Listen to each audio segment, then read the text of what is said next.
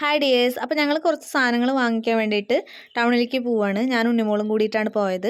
അപ്പോൾ നമ്മുടെ ഷൊർണൂരിലുള്ള സോണി ഫാൻസിയാണ്. അപ്പോൾ അവിടെ കയറിയപ്പോൾ ക്രിസ്മസിനെ വരവേൽക്കാൻ വേണ്ടിയിട്ടുള്ള എല്ലാവിധ സാധനങ്ങളും ഉണ്ട്. എന്നിട്ട് ഞങ്ങൾ തമാശയ്ക്ക് പറയുകയും ചെയ്തു ഒരു കേക്കും കൂടെ കുറവേ ഉള്ളൂ എന്ന്. അങ്ങനെ ഞങ്ങൾ അവിടുന്ന് സാധനങ്ങളൊക്കെ വാങ്ങിച്ചു. അപ്പോൾ അവരവിടുത്തെ കുറേ പുതിയ പുതിയ പ്രൊഡക്റ്റ് വന്നതൊക്കെ നമുക്ക് കാണിച്ചു തന്നിട്ടുണ്ടായിരുന്നു. നമ്മൾ ലിസ്റ്റായി പോയിട്ടുണ്ടെങ്കിലും അവിടെ എന്തെങ്കിലും കൗതുകമായിട്ട് കണ്ടിട്ടുണ്ടെങ്കിൽ നമ്മൾ വാങ്ങിക്കുമല്ലോ. അങ്ങനെ ഞങ്ങൾ കുറച്ച് സാധനങ്ങളൊക്കെ വാങ്ങിക്കുന്നുണ്ടായിരുന്നു. അവൾക്ക് ഈ മരം കണ്ടപ്പോൾ ഭയങ്കര ഇഷ്ടപ്പെട്ടിട്ടുണ്ട്. അപ്പോൾ വിലയൊക്കെ ചോദിച്ചിട്ട് അവളിങ്ങനെ ഇരിക്കുകയാണ്. അപ്പോൾ അവൾക്ക് ഈ ചെറിയൊരു മരം നല്ല ഭംഗിയുണ്ട്, നമുക്ക് വീട്ടിലേക്ക് കൊണ്ടുപോയിട്ട് അവിടെ വെക്കാമെന്നൊക്കെ പറഞ്ഞിട്ട് ഇരിക്കുകയായിരുന്നു. പിന്നെ ഞങ്ങൾ കടയുടെ പുറത്തേക്ക് ഇറങ്ങിയപ്പോൾ അവർ എല്ലാം അലങ്കരിച്ച് വെച്ചിരിക്കുന്നു, ലൈറ്റൊക്കെ ഇട്ടിട്ട് നല്ല ഭംഗിയുണ്ട് ക്രിസ്മസ് ട്രീസൊക്കെ കാണാൻ കേട്ടോ. കുഞ്ഞു കുഞ്ഞു ക്രിസ്മസ് പപ്പാനികൾ ഉണ്ടായിരുന്നു, പുൽക്കൂടുകൾ അലങ്കരിച്ചിട്ട് വെച്ചിട്ടുണ്ടായിരുന്നു.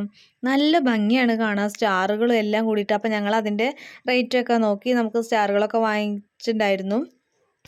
കടയിൽ പപ്പാനികളും ക്രിസ്മസ് ട്രീസൊക്കെ ആകെ വെച്ചിട്ട് പാട്ടൊക്കെ വെച്ചിട്ട് ഭയങ്കര ഒരു ക്രിസ്മസ് ആഘോഷം തന്നെയാണ് അവിടെ നടന്നിട്ടുണ്ടായിരുന്നത്. അങ്ങനെ ഞങ്ങൾ പിന്നെ പോരാന്ന് കരുതി. അപ്പോഴാണ് അങ്ങോട്ട് പോകുമ്പോൾ ഞങ്ങൾ കണ്ടിട്ടുണ്ടായിരുന്നില്ല ക്രിസ്മസ് പപ്പാനി നിൽക്കുന്നത്. നല്ല ഭംഗിയുണ്ടല്ലേ പപ്പാനീനെ കാണാൻ വേണ്ടിയിട്ട്. പിന്നെ ഞങ്ങൾ നേരെ പോയത് നമ്മുടെ ഷൊർണൂരിലുള്ള വർണ്ണികയിലേക്കാണ്. കുറച്ച് മെറ്റീരിയൽ എടുക്കാനുണ്ടായിരുന്നു. അപ്പോൾ നമുക്കത് കാണിച്ചു തരുന്നത് നമ്മുടെ അപ്പുവാണ്, നമ്മുടെ ഒരു അനിയനാണ് കേട്ടോ. ഞങ്ങളതൊക്കെ എടുത്ത് സ്റ്റിച്ച് ചെയ്യാൻ കൊടുത്തു. പിന്നെ ഞങ്ങൾ വീട്ടിലെത്തി.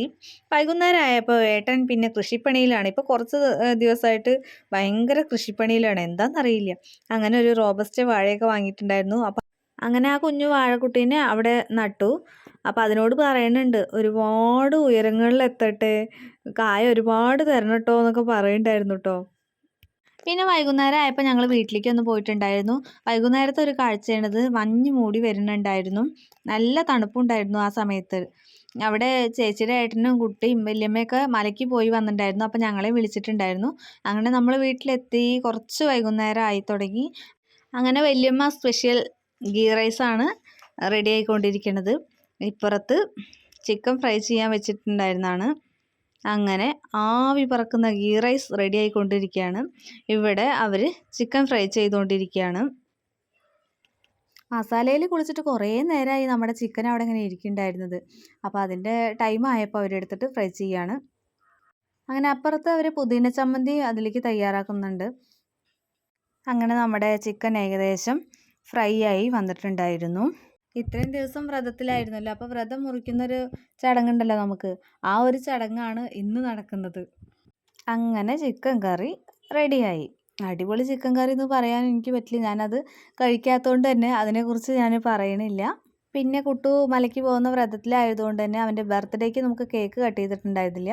അപ്പോൾ ഒരു ചെറിയ കേക്ക് കൂടെ വാങ്ങിയിട്ടുണ്ടായിരുന്നു. അവൻ പറഞ്ഞിരുന്നു മലയ്ക്ക് പോയി വന്നിട്ട് കേക്ക് വാങ്ങിക്കണം എന്നൊക്കെ പറഞ്ഞിട്ടുണ്ടായിരുന്നു. അങ്ങനെ അവൻ്റെ ബർത്ത്ഡേക്ക് അവൻ്റെ ഒരു സന്തോഷത്തിന് വേണ്ടി നമ്മളൊരു ചെറിയൊരു കേക്ക് കട്ടിങ് ഉണ്ടായിരുന്നു.